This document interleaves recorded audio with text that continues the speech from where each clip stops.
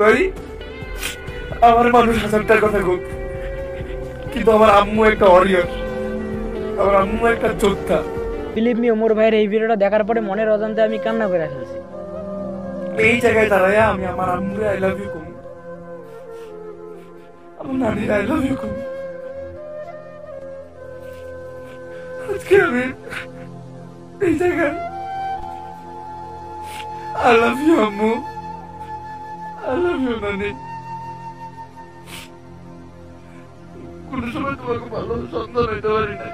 ওমর ভাই এই ভিডিওটাতে যে কথাগুলো বলছে, যে কথাগুলো বলে বলে কান্না করছে, প্রত্যেকটা কথাই আমার জীবনের সাথে মিলে গেছে, তাই চোখের পানি চাইলেও ধরে রাখতে পারি নাই।